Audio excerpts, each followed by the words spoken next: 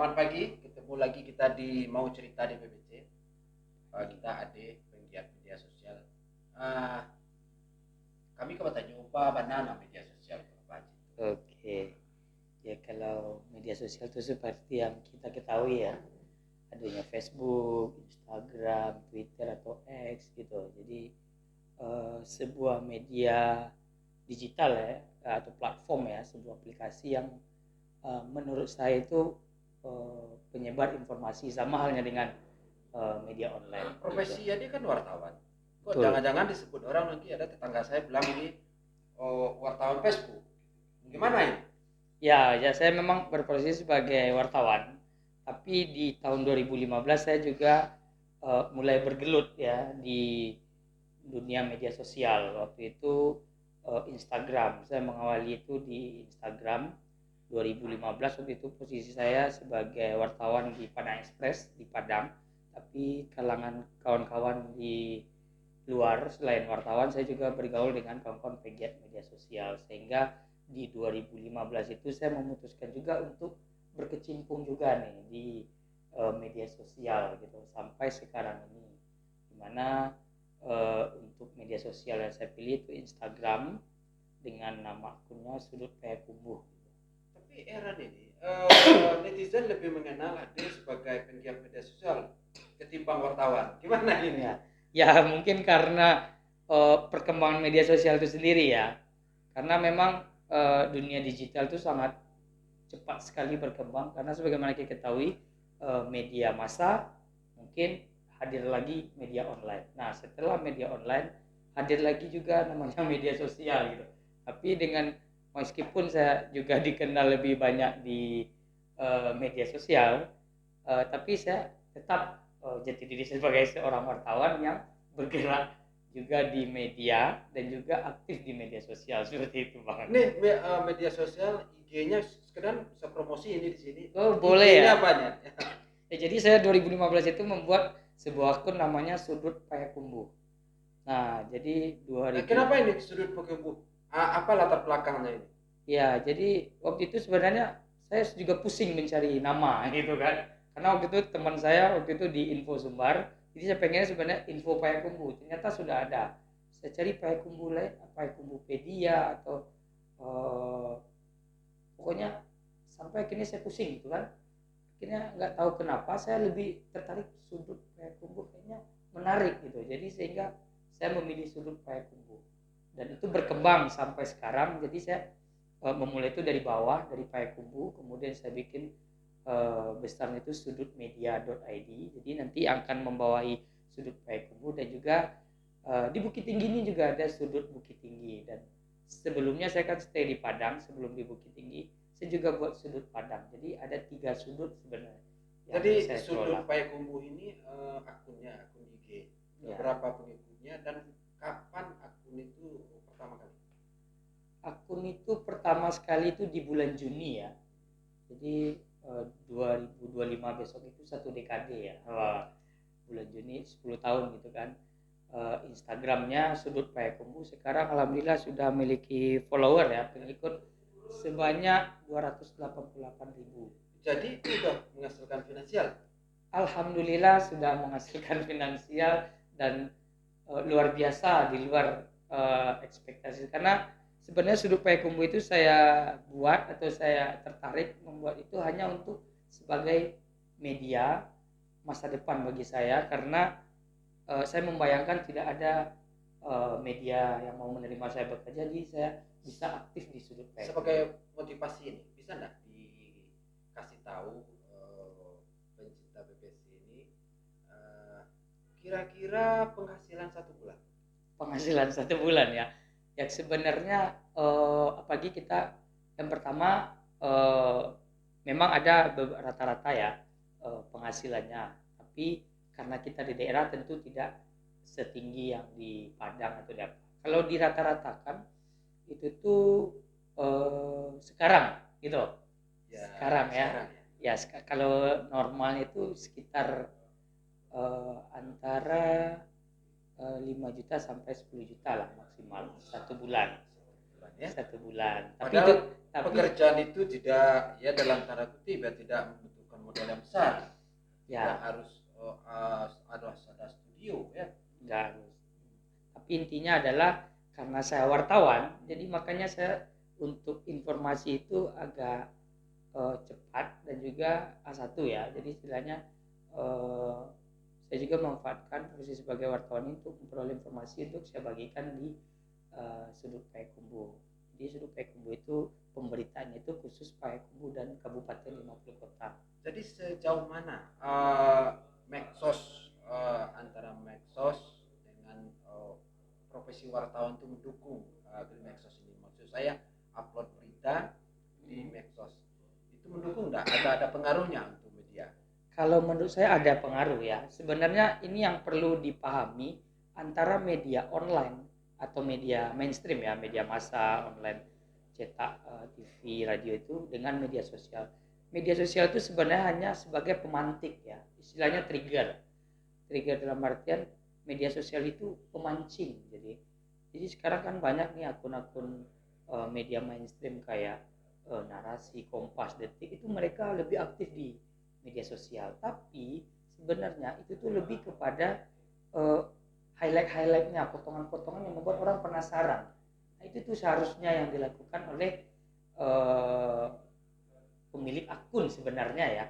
Kalau yang saya lihat itu yang bagus itu kayak narasi.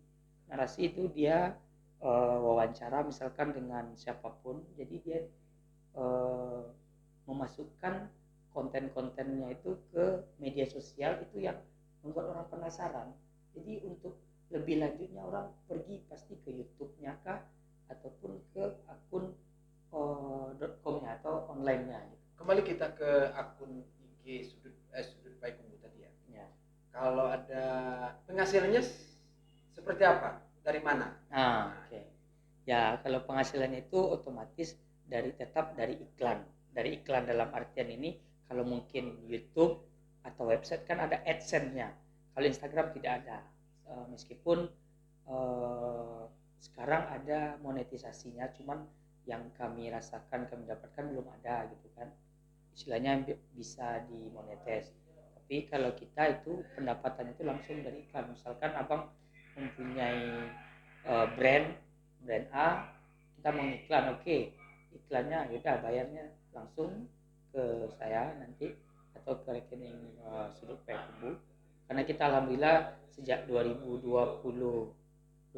kita sudah PT ya, sudah PT. Jadi dan akun ini sudut Payakumbuh ini kan udah eksis selama 10 tahun ya. Tentu ada suka dukanya, ada permasalahan. Ada enggak di postingan itu yang melanggar undang-undang ITE? Oh, kalau dibilang melanggar undang-undang ITE, saya kurang paham juga ya. Dalam artian kurang pahamnya ini, karena selama ini belum ada tuntutan gitu. Ya, maksud saya Tapi, tuntutan. tapi mungkin kalau ada orang minta take down ataupun kurang berkenan, itu pasti ada. Tapi sejauh ini, karena saya sebagai wartawan, basic saya sebagai wartawan, maka saya tetap mengutamakan azas jurnalistik itu untuk postingan di Instagram saya sehingga meminimalisir adanya laporan-laporan atau undang-undang ITE. Tapi kalau kita minta take down itu biasa, udah banyak karena Ya. ada orang kurang senang dengan posting kita, dia minta take down segala macamnya, itu biasa. Ya, kita sedikit agak mendalami ya. Karena betul. sekarang banyaknya postingan dan promosi dalam tanda kutip antara promosi dengan kenyataan tidak pas di lapangan ya. Ya, hal-hal seperti itu gimana? Ya, kalau saya sih lebih banyak itu lebih ke brand ya, lebih ke brand ataupun personal branding seseorang atau dia ingin programnya. Contoh kita pernah bekerja sama juga dengan Pemko, Payakumbuh 50 kota, Damasraya, Pemprov gitu, dan juga beberapa daerah lain, kemudian juga instansi-instansi lain, itu lebih ke program kerjanya gitu Bang. Ya, dari komen-komen mungkin ada namanya, ada promosi, ada postingan itu, ada yang suka, ada suka. Ya gitu. Sejauh ini bagaimana komen-komen netizen itu? Oh, kalau kita masukkan ke hati, komen netizen itu bisa stres kita. Tapi karena pengalaman itu tadi ya. Jadi kalau kami di tim sudut itu, jadi saya bukan sendiri ya, saya membangun sudut Payakumbuh berdua dengan rekan saya Rovindo Maisha. Dia lulusan Unpad ilmu pemerintahan, tapi dia juga teman SMP saya. Jadi saya membangun itu berdua dengan dia sejak 2015 gitu sampai sekarang, sehingga kita ada beberapa orang tim gitu, termasuk ada wartawannya juga, ada marketingnya juga, kemudian kita juga punya videografer sama fotografer freelance gitu. Nah untuk komen-komen netizen itu saya tidak ambil pusing gitu. Memang di awal-awal kita kadang agak terprovokasi gitu kan, agak emosi atau apa, tapi seiring berjalan waktu itu udah biasa gitu, dan itu sebenarnya netizen juga bisa kita layani gitu. Jadi kita tadi udah kupas masalah medsosnya. Sekarang balik kita ke profesi ya, Profesi boleh. Profesi sebagai wartawan. Bisa nggak diceritakan sejak kapan dan latar belakang menjadi wartawan ini terjunnya itu kapan? Ya, jadi kalau berbicara terjun jadi wartawan itu sudah lama ya, sejak SMA saya 2008. Jadi awalnya itu saya aktif di reporter sekolah. Jadi kebetulan jurusan saya di SMA 3 Payakumbuh itu jurusannya bahasa. Jadi kami ingin dapat nilai bagus, makanya kita bikin tulisan, kirim ke koran. Jadi kita pernah studi tour ke Singgalang, ke Padang Express gitu kan. Jadi sejak itu 2008 itu ternyata ada Females namanya. Nah sejak 2008 saya aktif menulis reporter sekolah. Kemudian di 2010 saya gabung di inioke.com miliknya Om KW atau Yusizal KW, tokoh pers juga di Sumatera Barat, orang Padang Express, 2010 sampai 2014. Nah 2015 saya bergabung di Padang Express dan hanya setahun. Padang Express itu tahun berapa? 2015 di Padang. Kemudian karena kuliah saya belum selesai di sini di Bukit Tinggi, saya resign dan menyelesaikan kuliah di 2016, dan di 2016 akhir saya bergabung di klikpositif.com sampai 2022 kalau salah Desember. Kemudian saya sempat gabung di beberapa media online di Sumatera Barat seperti di harianhaluan.com, kemudian juga pernah beberapa kali nulis juga di beberapa media online seperti caga.id. Kemudian saya sempat juga ke televisi, hanya 3,5 bulan saya di TVRI Sumatera Barat. Kemudian sekarang saya bergabung di padangviva.co.id yang di Padang. Jadi ada sedikit ini dari akan ada tadi dari mulai awal kapan sampai sekarang itu kan ada perbedaan penulisan ya. Ya betul. Mungkin pembaca, mungkin pendengar, mungkin pengetahuan juga. Di media online dan media cetak itu kan ada penulisan yang sedikit berbeda. Betul. Itu penulisan yang signifikan yang berubah itu apa? Lebih ke kalau saya lihat ya, awalnya itu agak kagok juga karena saya basicnya di koran, di Padang Express harus nulis panjang Ya. Jadi ketika di online ternyata menulis panjang itu agak riskan juga, karena akan memakan beberapa halaman, membuat pembaca jadi bosan, sehingga terjadilah perubahan.